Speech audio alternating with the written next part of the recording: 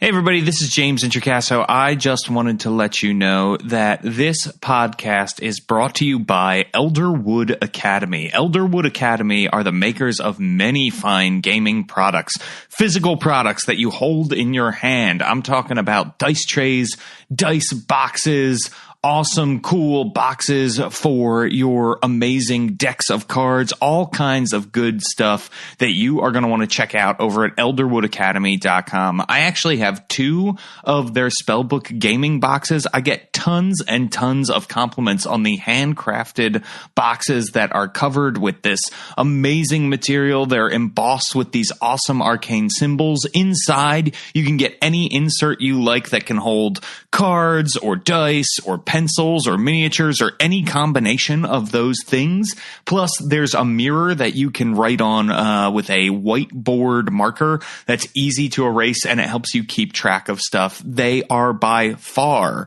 the gaming product I get the most compliments on whenever I sit down at any table. People really love these things, and I do too. So you should definitely check out the Spellbook game boxes from Elderwood Academy. You can go get it at elderwoodacademy.com and tell them Don't Split the Podcast Network sent you. This is Tabletop Babble. I'm James Introcaso.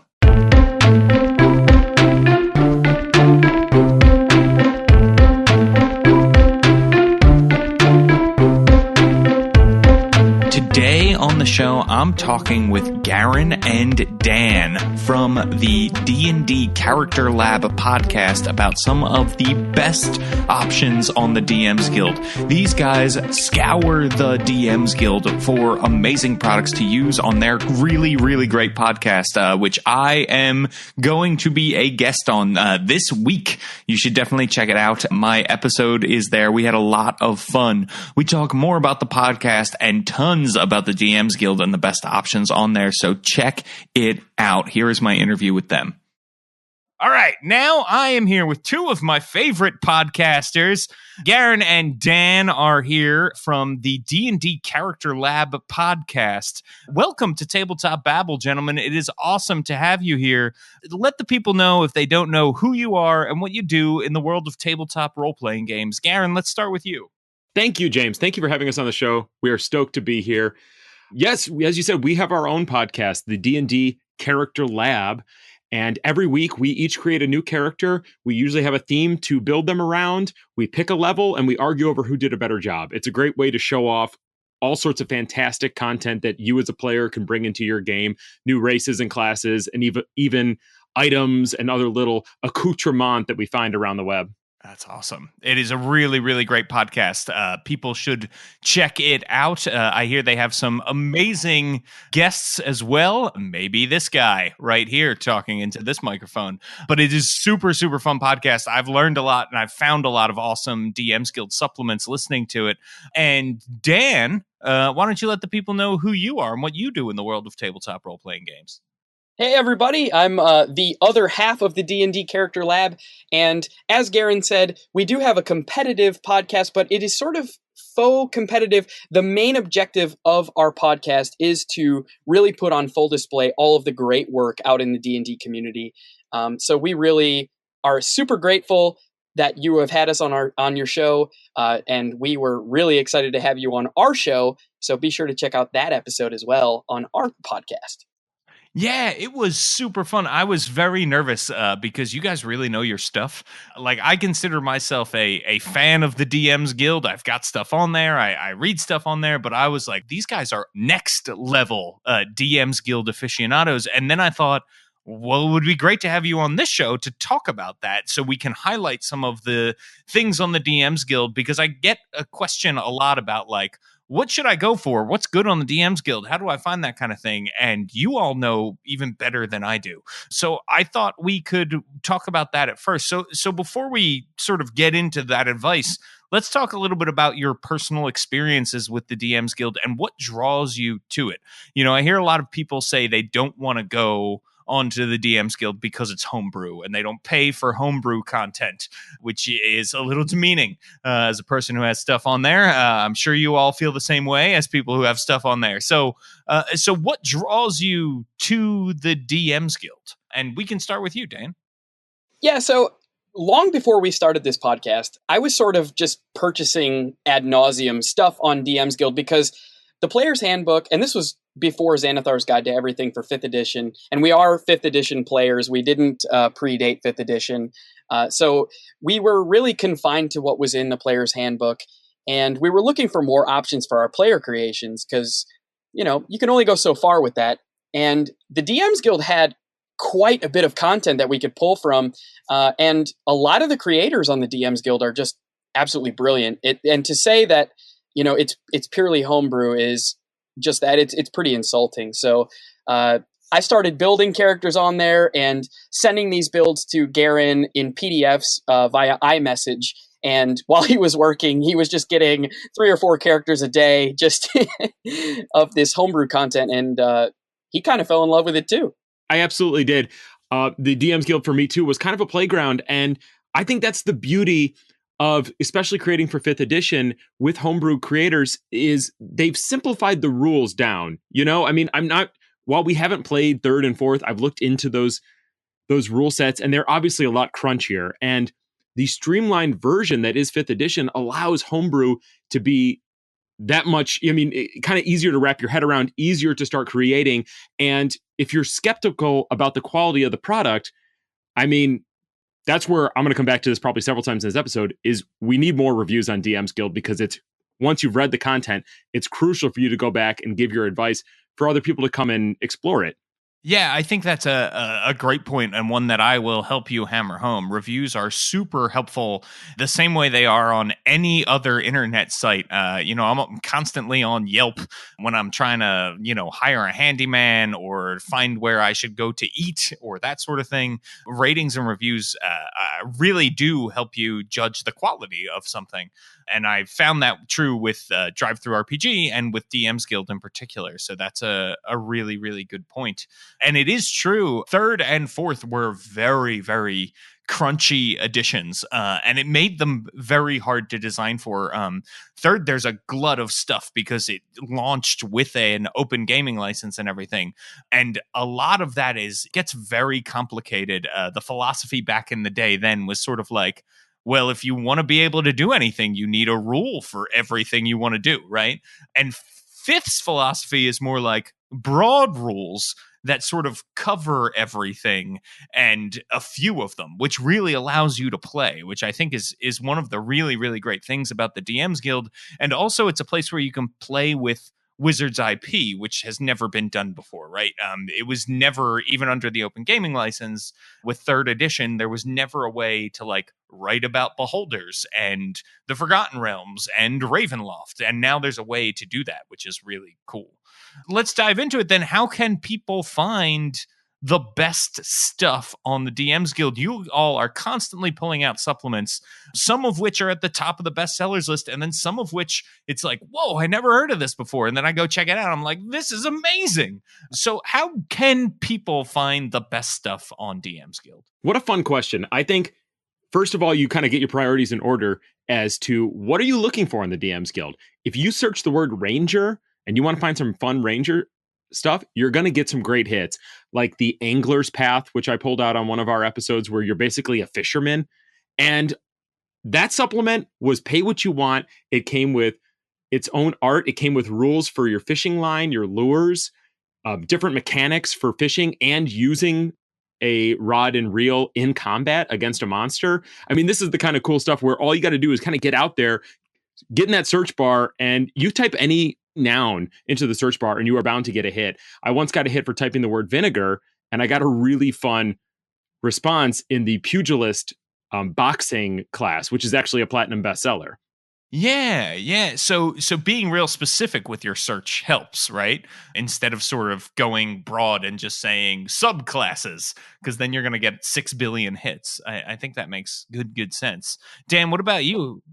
Yeah, so that's a great point, James. So basically, we like to hammer home on our show that the backstory should guide the creation of your character. And so whatever your backstory is, you can be as specific as you want. That's the beauty of DM's Guild. And kind of, type in something like, criminal, and you'll get something way more specific than that criminal background from the player's handbook. You'll get maybe something like, a notorious thief archetype of the rogue, or something just totally off the wall. And one good example of this is there are some unconventional paladin oaths that I used to build a version of Godzuki, which is, as we all know, the son of Godzilla. And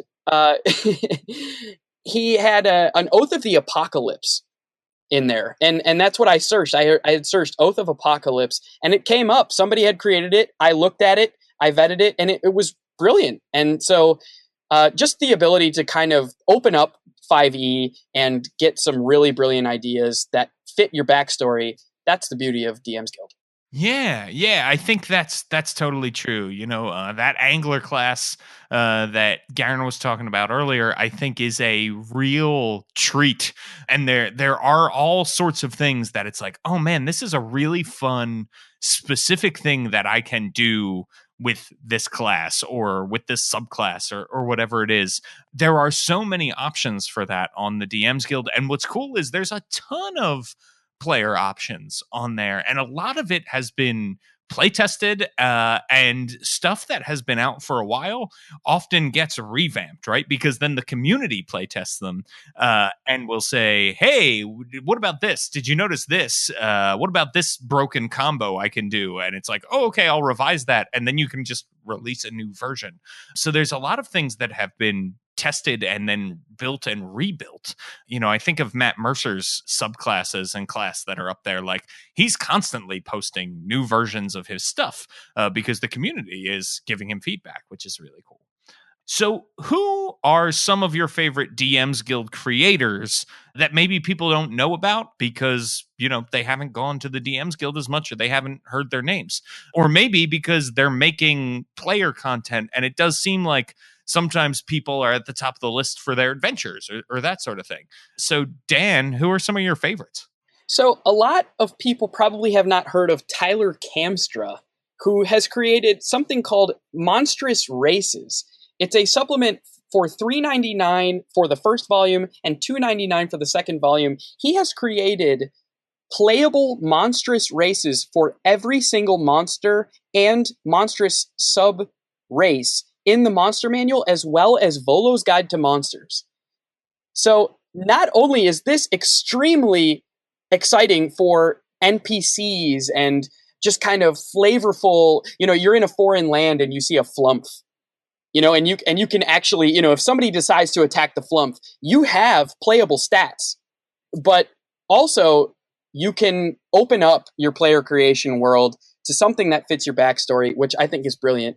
But I also enjoy a little bit more mainstream MT Black, who has created Elminster's Guide to Magic, which is I believe, Electrum bestseller on DM's Guild. It has countless custom spells and new subclasses for all of the spellcasters. Super brilliant. And then I also do enjoy pretty much anything that comes out from the Guild Adepts, which, James, you are a part of. So I've heard of them. Yes, yeah. MT Black actually just joined the ranks of the Adepts as well, which was long overdue. He's an incredible author and has tons of awesome stuff on there. Yeah, there's so much good stuff from people who have been publishing on there now for years, right? For the last 2 years, they've been at there putting stuff out and really making a stir, which is really great. But James, I think it's important to also note that it's important not to sleep on the new creators, because Tyler Kamstra is a software developer up in Seattle, but he does this in his free time. And Garin and I actually scoured the first supplement that he put out that was all of the monstrous races from the Monster Manual. And he and I basically had a text convo that was, threads and threads long, and it's brilliant. And that's so true, right? It's important to find authors you like and follow them and see what their offerings are, but also check out the new stuff that's going on. Something like that for someone to say, I am going to sit down and do this. And I'm sure Mordenkainen's Tome of Foes is probably next, right? That is ambition in itself. And then to go out there and put it out is huge. And are you finding that things are good? Like, it's fun to play a flump, as it were? I can say it's very fun to play a Shambling Mound. Yes. I built a Shambling Mound Samurai, and he was actually kind of a holy terror in a little Fight Club episode we did, one of our bonus episodes. Oh man. That's great. And Garin, how about you? Who are some of your favorite authors? Yes, I do want to talk about a couple of guys. Travis Legge has done some great content out there. He recently did a take on the Razor Claw shifter, which was something that was left out of the shifters in the Eberron supplement, but I believe it was in 4th edition. So he put his own 5th edition version out there for that. Also, JVC Perry has been working on a lot of great products. Alex Klippinger, part of Fates of the Forgotten Realms team. David J. Moore put out a book that I used in one of our episodes, Teachings of the Inner Temple, which was, I believe, 5 different monk subclasses. Really tight, fun content. Some of my favorite monk subclasses I've seen from a third-party publisher. David J. Moore also has a Rogue, Fighter, and Bard book on the DM's Guild for you. So if any of those are your favorite classes, he wrote something you will like. And one more shout out to Matt Gravlin. We've had some of his work on the show before. He did a whole book on playing a bear, just a straight up bear. And he did it for the race, and he did a couple of classes that are just centered around being a bear. He also recently put out a product on making undead characters, which could take your character dies, it comes back as a vampire, it comes back as a Frankenstein-esque character, it comes back as a ghost, and he provided rules for changing your abilities and your stats just a little bit to accommodate this new form and still make it very playable, still make it very interesting and dynamic. So great stuff that I found out there. Oh wow, I love that. That's built-in story right there too, right? Your backstory is what you've already played through in the adventure. That's awesome. Don't go anywhere. There's more tabletop babble coming up. I'm Lisa Chen, and I host Behold Her, a monthly podcast that shines a spotlight on women in the world of tabletop games. There are so many women to behold in this amazing hobby, and our experiences as female gamers are as diverse as we are as individuals. Through one-on-one interviews, audio essays, and panel discussions, all centered around a monthly theme, the guests on Behold Her share their unique stories as players, game masters, designers, artists, organizers, and so much more. Their words are inspiring, uplifting, and informative. Check out Behold Her Podcast wherever podcasts are found, or visit beholdherpodcast.com. All right, back to the show. There's a lot of really great authors on the DM's Guild, and I'm actually I'd love to put out a shout out to say, like, the DM's Guild is like brimming with all of this amazing creativity and energy, and people have really started collaborating a lot too. You'll see multiple names on a lot of these awesome products as well. So if you're looking to get involved and work with some of these people, check out Facebook. There's the Dungeon Masters Guild Creators Circle. There's the Dungeon Masters Guild Fan Club. Join those places. People are more than happy to give advice, looking for people to work with and that sort of thing. So, like, I would say jump in there. It's an amazing place to get started because there's so many people willing to help. These are all people who are collaborators and very thoughtful and want to give the same aid that was given to them when they got started. So definitely check out those places if you're thinking about getting started. And there are a ton of dudes on the DM's Guild, lots and lots of dudes. But if you are, not a dude and thinking about publishing, jump in there too, because they're always looking for different perspectives and new people to collaborate with and stuff. So check it out because they're great people. Let's talk a little bit then about specifically your favorite products for players. This is, dare I say, your wheelhouse for both of you. This is what you do every week. We've already mentioned a bunch of really, really awesome products. Do you have anything in particular that we haven't talked about yet that you feel like is a favorite player product, Dan? Yeah, so there's a supplement that's called Epic Characters. from Mark Tulvish. I'm sorry, I probably butchered that name, but it's on DM's Guild for $9.99. And basically, what this does is it takes all of the core classes as well as all of the subclasses from Xanathar's Guide to Everything and the Player's Handbook, and it basically moves them into the 21st through the 30th level. It gives guidelines for XP, basically how you'll progress from 21st to 30th level, as well as these super unique abilities that are featured in this supplement. And what I really love about this is your adventure does not need to end with your favorite character that's reached the level 20. You can continue on, and your DM can continue to throw just really hard monsters. I mean, there's CR 29 monsters out there. This would be a perfect way to handle that. So that's one of my favorites, as well as Volo's Complete Subrace Handbook by the Clan Crafter Heralding. This includes 50 sub-races of basically everything that's featured in the Player's Handbook, as well as Volo's Guide to Monsters.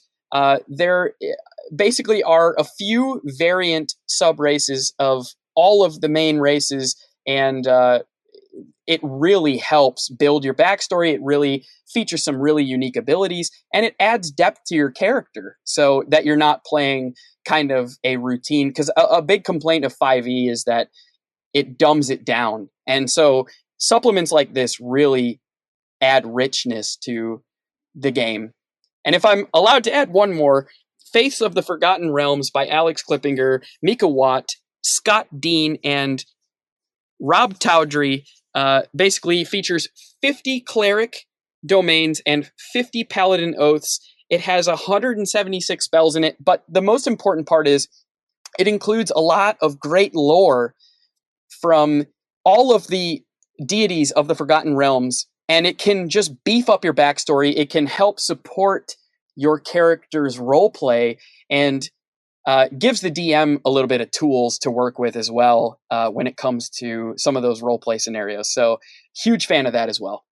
Yeah, that is a great one, and we did a whole podcast actually with Alex and Scott about that book and the year that they spent writing and making it and rewriting it and finding art and laying it out, and it's a real genius product, and it is a real labor of love, and it is incredible.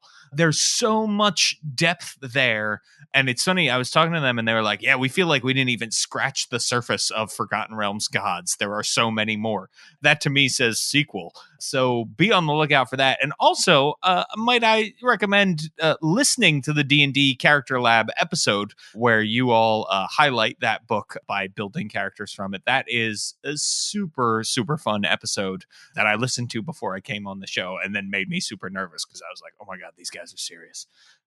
Garin, what about you? What are some of your favorite player products on the DM's Guild?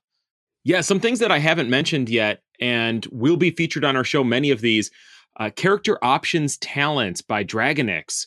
This will be featured on our show, probably already aired by now. This is a great product that allows you a different take on spicing up your character with talents, which are, an easy way to put it is kind of diet feats.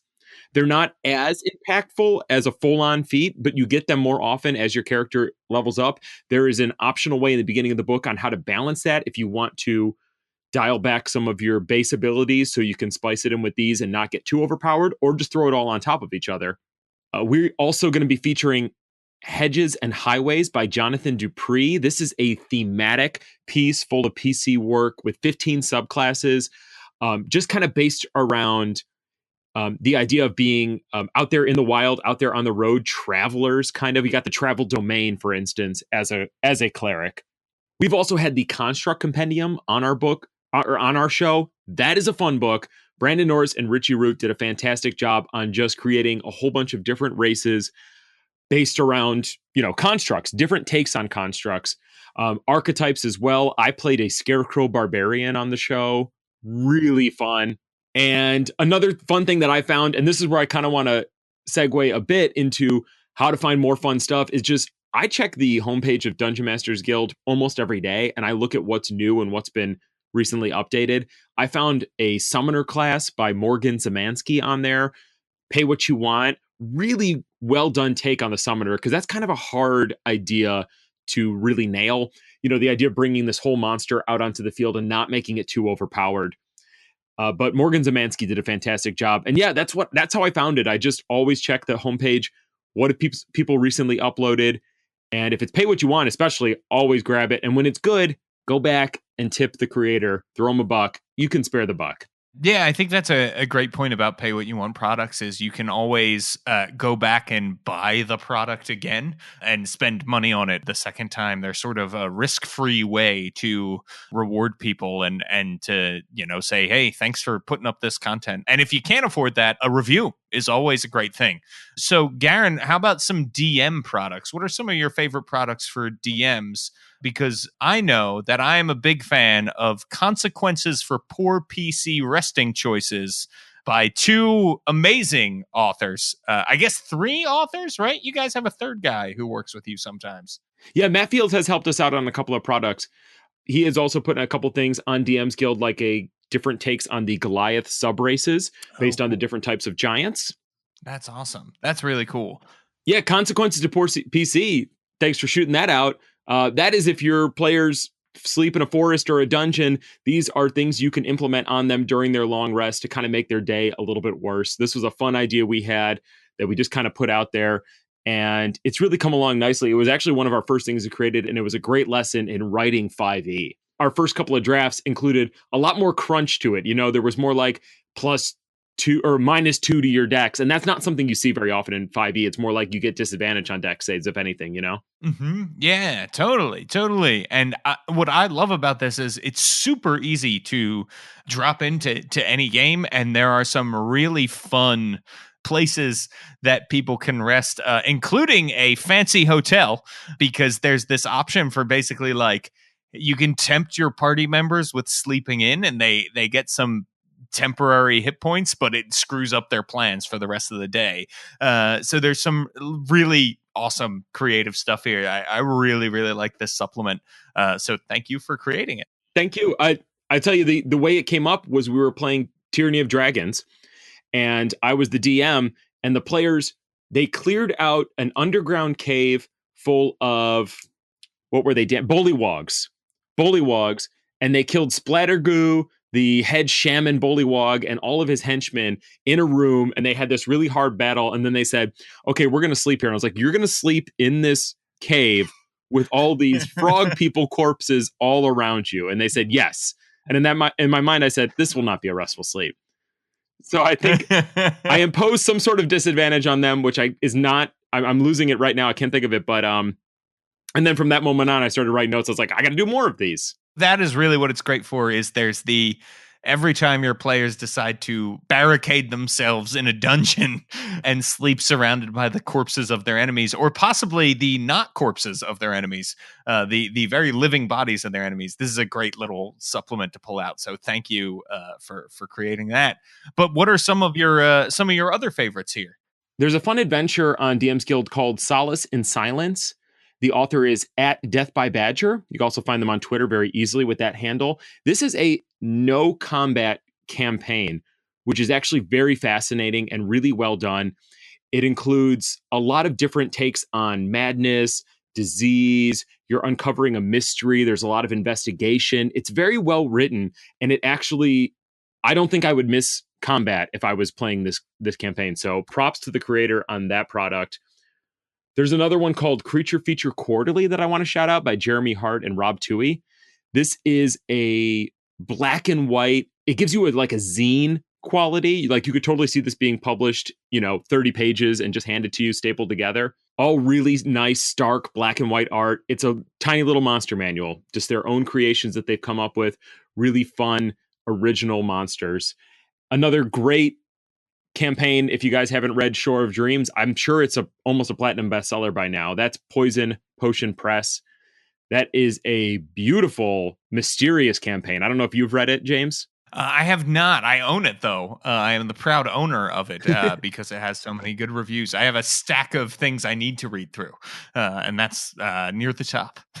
Yeah, no, I understand the feeling. Our drive is bursting full with stuff that we haven't really even fully gotten into yet. So, I mean, some of the products we're talking about today, there's still more in there yet to be discovered for us because there's only so many minutes in the day for reading D&D material.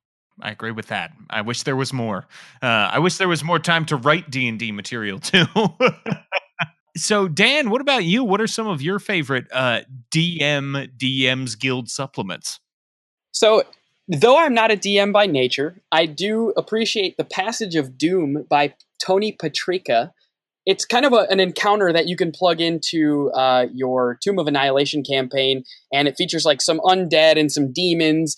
It's a really, really dark element. I read through this and I had a blast with it. I would love to play this sometime. And I also do appreciate something called the Hags Hexes, which we've featured on our show by Tim Bannock, Matt Butler, JVC Perry, Yannick Silicki, and Matt Gravlin. This offers a lot of different options for different hags in the episode, as well as accomplices of the hags, as well as different plot hooks that can follow the hag, magic items, different bargains, or different hexes that can accompany a hag, which this is a lot of fun. We had a great time, even though this isn't a player-centric supplement. We had a lot of fun making an episode about this because it adds a ton to your backstory, and there's just a ton to work with here for DMs, and it can make for a real trick or treat. If it weren't for dragons, beholders, mind flayers, and liches, I think hags would be the most popular monster. What about dragons? They're like the title creature. That was the first thing I listed. Oh, is that damn it? Obviously, dragons. Always dragons. But you did forget demogorgons. That's true. Is that a plural? I think it's a singular. Well, it is. You're right. It depends on if you're playing in the D&D universe or the Stranger Things universe. Yes. So, yeah. You all are doing an amazing thing with your podcast, and people should definitely go listen to the D&D Character Lab. I'm going to be on it, and we had a ton of fun on that episode, but also it's just a great podcast that really showcases what you can do with all of the DM's Guild products. And Dan, I have to be honest, I am shocked to hear you say you're not really a DM, because I think you'd be great. I think you'd be awesome. I mean, Garin, I think you're probably a really great DM too, and I don't want Dan to take the throne from you. I think that he should start a second game for your group, and then you guys can play, 2 times a week. One of you just had a kid, right? No, I got 2 kids. Dan doesn't have any kids that we're aware of. That's false. I have a little white dog. How dare you? Dan is full supervillain with a little white dog. Yeah. But it is, like I said, it's an amazing podcast, and people should definitely check you out. And people should also check out the DM's Guild. There's a lot of really great stuff on there. And I'd love to hear what other people like. So you can, tweet at me at the usual places. But what if these guys want to get in touch with both of you? Where should they go and what should they do? Dan, let's start with you. Again, really appreciate you having us on the show. But we basically kind of were exploring the verse of podcasts in the D&D realm, and there was nothing player-centric. So that is what gave birth to the D&D Character Lab. You can find us on Twitter at DN, as in Nancy, D Character Lab, or the same thing on Facebook. And we haven't reached out to the other realms of social media yet. It's okay to just stick to a few. That's a lot of podcasts have Instagrams, and I'm like, how are you? You're an audio medium. How are you making this work? But they are, I don't think anybody wants to see a picture of what my day looks like. Well, you could post pictures of that dog. It would probably be very popular, I imagine. We have seen pictures of your dog, and I happen to agree with you. Yes, that's true. I'm trying to make my dog Instagram famous so that I can just live off that. You know what I mean? And then fade into obscurity so that my dog Lilo can be the breadwinner. So, and where can people find you, Garin?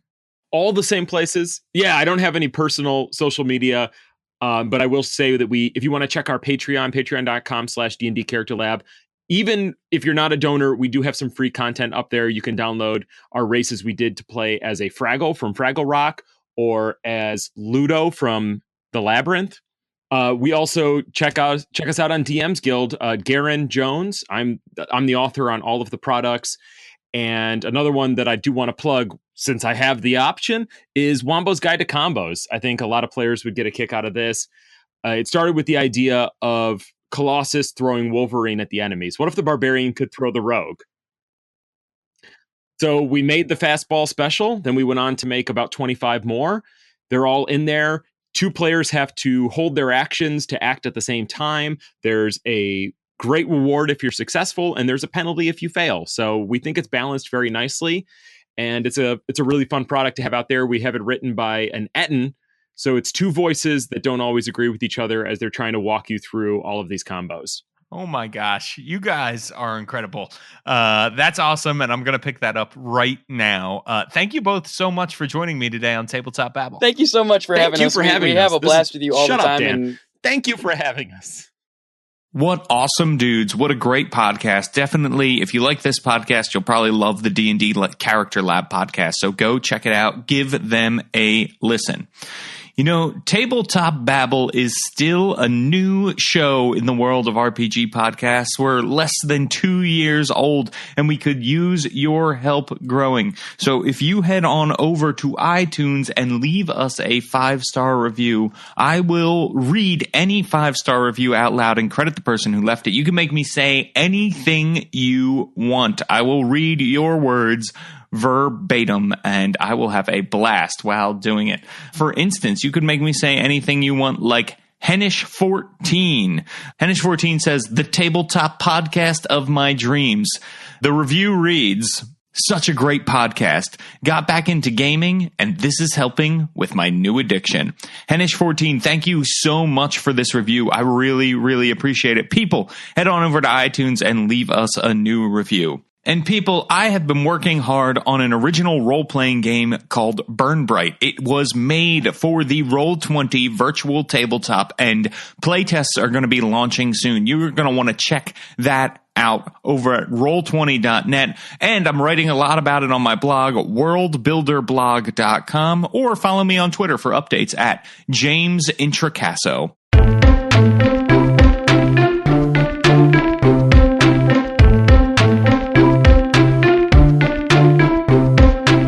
Tabletop Babble is a show on the Don't Split the Podcast Network. Thanks to Rudy Basso for founding it with me. Our theme music, which you're listening to right now, was provided by BattleBards. Don't forget that RPGs are like sex. You can find plenty of books on the topic.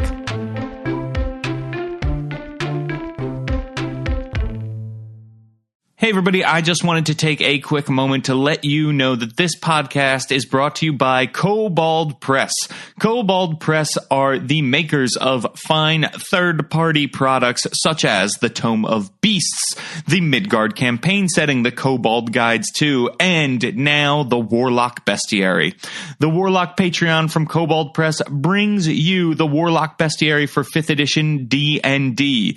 This is a new volume of a dozen monsters, and it's available to all patrons of the Warlock Patreon who pledge $3 or more. It features great black and white art by Russ Nicholson. You can go to patreon.com/koboldpress to become a patron. It is the Warlock Bestiary, old school monsters for 5th edition. But here is the thing. When you contribute, you get so much more than just this bestiary. You get character options, way more monsters, dungeons, you get magic items, you get all kinds of awesomeness at patreon.com/koboldpress. So check it out. Go for the Warlock Bestiary. Stay for everything else.